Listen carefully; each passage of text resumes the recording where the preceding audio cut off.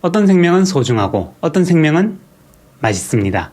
어떤 생명은 귀엽고 어떤 생명은 징그럽죠. 모든 생명은 정말 중요할까요? 안녕하세요. 도시의 수행자 어반몽크입니다. 우리는 닭은 먹어도 됩니다. 치킨, 닭강정, 찜닭, 삼계탕. 맛있겠네요. 그런데 개는요? 이 차이 뭘까요? 강아지는 가족이고 닭은 식품이라서 어떤 사람에게는 반대일 수도 있겠죠. 여기에는 어떠한 양심이나 종교, 도덕도 없어요. 그냥 우리가 그렇게 느끼고 있기 때문입니다. 우리는 닭한테는 이름을 붙이지 않지만 강아지에게는 이름을 붙이죠. 우리는 강아지에게 의미를 부여하고 공감을 합니다. 멸치 한 마리 죽일 때와 고래 한 마리를 죽일 때 각 개체가 느끼는 고통의 사이즈는 아마도 비슷할 겁니다. 하지만 인간이 느끼는 감정의 사이즈는 분명히 다릅니다. 멸치는 반찬이고 고래는 다큐멘터리입니다. 같은 생명인데 그들이 느끼는 고통의 크기보다 우리가 느끼는 고통의 해상도가 중요합니다. 그래서 생명의 가치는 절대적인 게 아니라 우리가 공감할 수 있는 순서대로 값이 매겨집니다. 사람을 죽이는 건 어떠한 상황에서도 용서받지 못하는 절대악입니다. 큰 벌을 받고 평생 죄책감을 느끼며 살아야 하죠. 근데 전쟁이 나면 또 이야기가 달라집니다. 어제까지는 사람은 절대로 죽이면 안 됐지만 오늘은 적군은 죽여도 됩니다. 비록 그가 선량한 사람이라도 괜찮습니다. 벌을 받지 않고 훈장을 받습니다. 죄책감을 느끼지 않고 명예롭게 느낄 수 있죠. 이상하죠? 근데 이건 위선이 아닙니다. 상황입니다. 사회가 유지되느냐 무너지느냐의 문제 앞에서는 생명의 우선순위가 다시 정렬됩니다.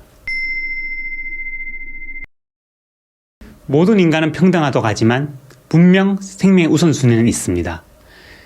재난이 발생했을 때 건장한 남성과 여성, 어린아이가 있다면 우리는 누구를 먼저 구해야 할지 이미 알고 있습니다. 오래된 사회적 합의죠.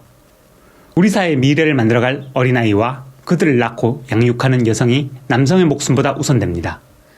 평범한 사람과 재벌 총수의 목숨은 분명 동등합니다. 하지만 누가 우리 사회에서 더 가치로운 존재인가?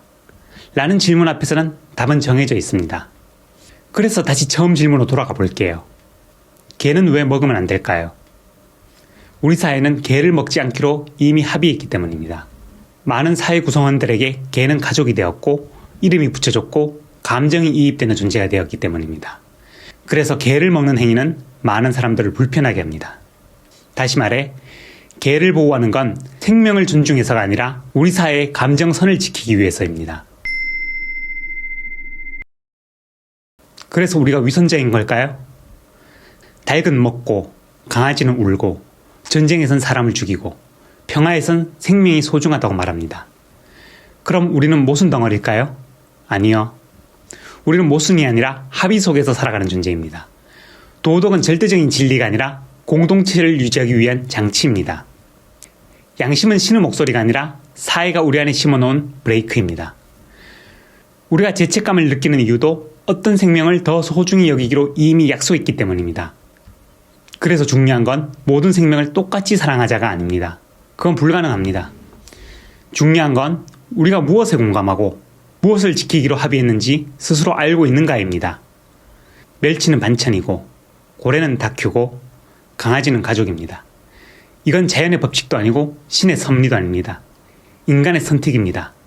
그리고 선택은 시대에 따라 상황에 따라 계속 바뀝니다. 그러니 누군가를 비난하기 전에 한 번쯤 생각해 볼 필요는 있습니다. 우리는 정말 생명을 존중하는 걸까요? 아니면 우리가 공감하기 쉬운 존재만 존중하는 걸까요? 개를 먹으면 안 되는 이유는 인간의 가족이라서가 아닙니다. 개를 먹으면 야만인이라서도 아닙니다. 우리 사회가 선택한 동물이기 때문입니다. 그리고 그 선택은 절대선이 아니라 집단의 감정이 만들어낸 기준입니다. 우리는 생명을 동일하게 사랑하지 않습니다.